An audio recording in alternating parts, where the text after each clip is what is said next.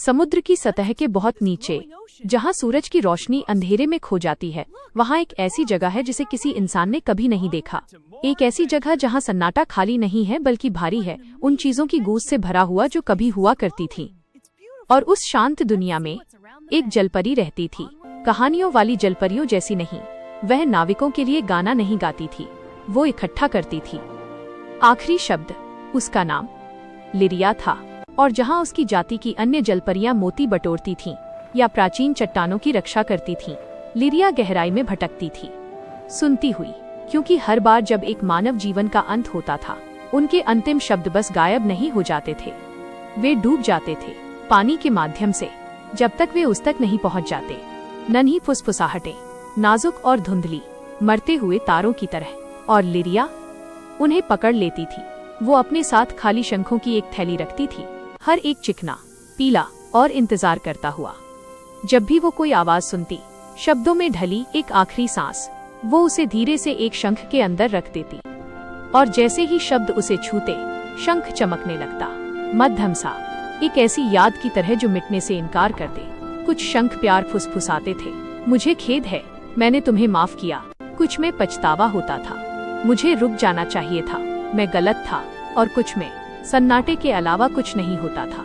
लिरिया एक बात गहराई से मानती थी कि कोई भी आखिरी शब्द कभी खोना नहीं चाहिए, कि मौत में भी एक आवाज सुनी जाने की हकदार है। इसलिए वो उन्हें अपने पास रखती थी। हजारों चमकते हुए शंख, समुद्र तल पर गिरे हुए तारों की तरह बिखरे हुए, हर एक एक कहानी, हर एक विदाई।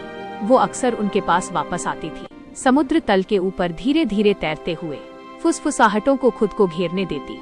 अंत का एक समूह गान, एक याद दिलाता हुआ कि हर जीवन, चाहे कितना भी छोटा क्यों ना हो, उसका कुछ मतलब था।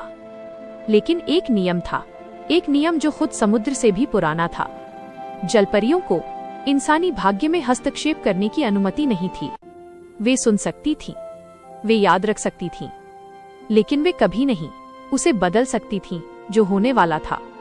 और लिरिया ने हमेशा पालन किया था, उस रात तक जब सब कुछ बदल गया। यह किसी भी अन्य रात की तरह शुरू हुआ। उस शाम समुद्र अशांत था, ऊपर लहरें हिंसक रूप से टकरा रही थीं, तूफान की हवाएं आसमान को चीर रही थीं। लिरिया सतह के पास बह रही थी। तूफान हमेशा आवाजें लाते थे, जहाज टूटे, जीवन समाप्त हुए, अंतिम शब्द बारिश की तरह गिरे। और तभी उसने एक सुना, बचाओ। ये धीमा था, लेकिन अलग था, धुंधला नहीं हो रहा था, दूसरों की तरह टूट नहीं रहा था। कृपया। वो आवाज, वो खत्म नहीं हो रही थी, वह जारी थी। उसने उसका पीछा किया, अंधेरी धाराओं के माध्यम से, जब तक उसने उसे पा नहीं लिया। एक शंख, लेकिन दूसरों की तरह नहीं। वो धड़क रहा था, एक दिल की धड़कन की तरह। लिरिया ने हाथ बढ़ाया। जब उसने उसे छुआ तो उसकी उंगलियां कांप रही थीं। और जैसे ही उसने छुआ, क्या तुम मुझे सुन सकती हो? वो पीछे हट गई। आवाज फिर से बोली, इस बार और साफ, मैं मरना नहीं चाहता। लिरिया की सांसें थम गईं। ये मुमकिन नहीं था। शंख केवल अंतिम शब्द रखते थे, मौत से ठीक पहले के क्षण। गूंज, बातचीत नहीं। कृपया, अगर कोई मुझे सुन सकता है। आवाज लड़खड़ाई, कमजोर, मानव। लिरिया ने शंख को और पास उठाया। तुम कौन हो? उसने धीरे से पूछा। एक पल के लिए कुछ नहीं। फिर, तुम मुझे सुन सकती हो? उसका दिल रुक गया। मैं सुन सकती हूँ, उसने धीरे से कहा। फिर एक कांपती हुई सांस। मुझे लगा मैं अकेला हूँ। लिरिया उस चमकते हुए शंख को घूरती रही। ये कोई याद नहीं थी, यह कोई गूंज नहीं थी, ये कोई था जो अभी भी जिंदा था। मेरा नाम कायल है, आवाज ने कहा। मुझे नहीं पता मैं कहाँ हूँ। अंधेरा है, मैं हिल नहीं सकता। लिरिया का दिमाग दौड़ने लगा। इसने हर नियम को तोड़ दिया, हर उस सच्चाई को जिसे वो जानती थी। तुम इस शंख में कैसे हो? उसने पूछा। मुझे नहीं पता, वह फुसफुसाया। मैं एक जहाज पर था, एक तूफान आया था, और फिर मुझे लगता है मैं मर रहा हूँ। नहीं, लिरिया ने जल्दी से कहा। तुम नहीं, अभी नहीं। उसकी आवाज में उम्मीद, झलकी। फिर, क्या तुम मेरी मदद कर सकती हो? और ये रहा वो सवाल जिसका जवाब उसे कभी नहीं देना था, क्योंकि उसकी मदद करना सब कुछ बदल देगा। लिरिया हिचकिचाई। उसने अपने नीचे हजारों चमकते हुए शंखों को देखा। वे सभी आवाजें, वे सभी अंतिम क्षण जिन्हें उसने सहेज कर रखा था। अगर उसने नियम तोड़ा तो वो उन सबको खो सकती थी, लेकिन उसकी आवाज, वो अभी पूरी नहीं हुई थी। कृपया, कायल फुसफुसाया। मैं गायब नहीं होना चाहता। मैं कोशिश करूंगी, उसने कहा। और उसी क्षण समुद्र जैसे शांत हो गया। दिन बीत गए, या शायद घंटे। समय अब अलग महसूस हो रहा था। लिरिया ने शंख को अपने पास रखा। उससे बात करती रही, सुनती रही। उसने उसे सतह के बारे में बताया, उस सूरज की रोशनी के बारे में जो आपकी त्वचा को गर्माहट देती है, हंसी के बारे में, उस हवा के बारे में जिसमें नमक नहीं था। लिरिया सुनती रही, मंत्रमुग्ध होकर। वो उस दुनिया को कभी नहीं जानती थी, और पहली बार वो जानना चाहती थी। क्या तुम्हें कभी डर लगता है?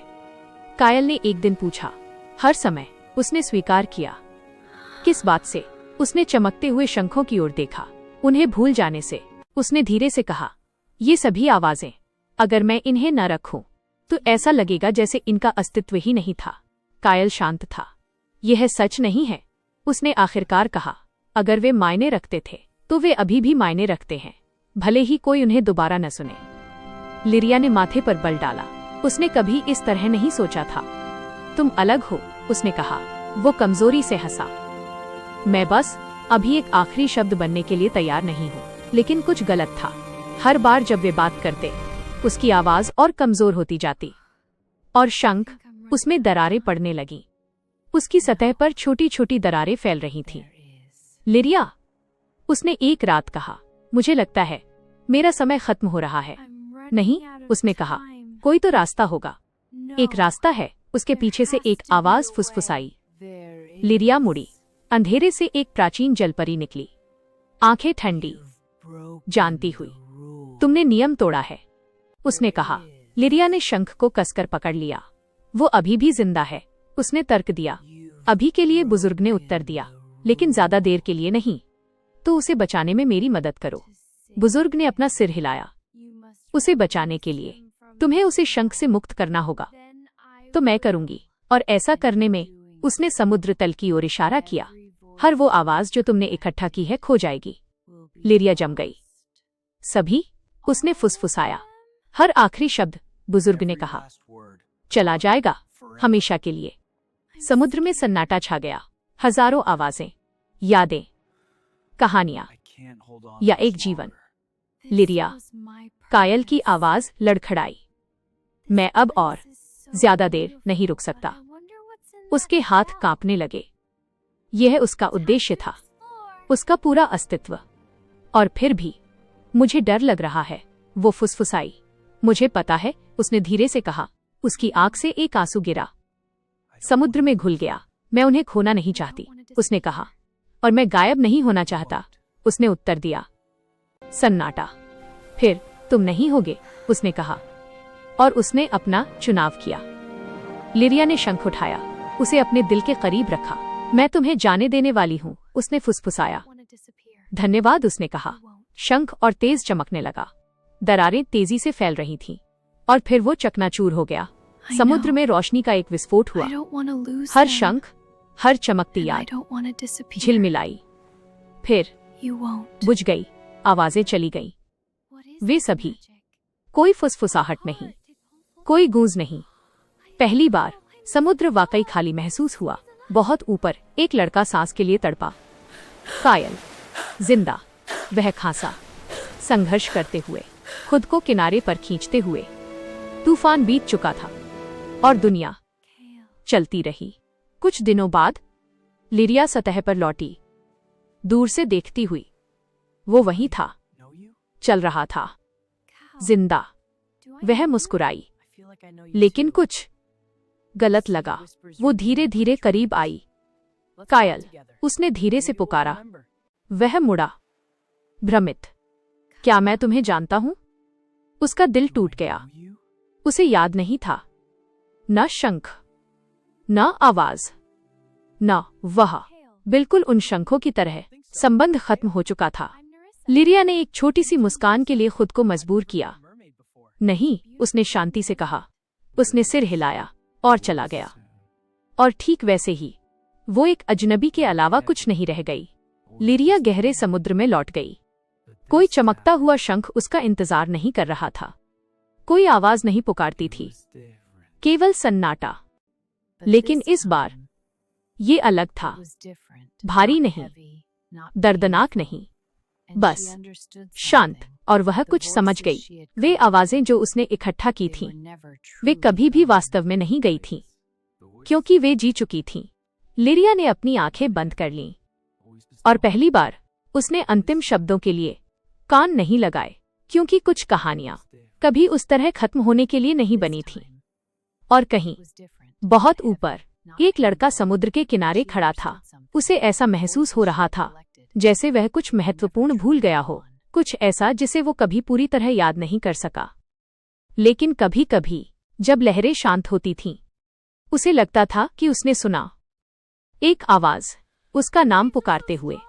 और इसी तरह कहानी खत्म होती है। लिरिया और कायल दोनों हमेशा के लिए अकेले।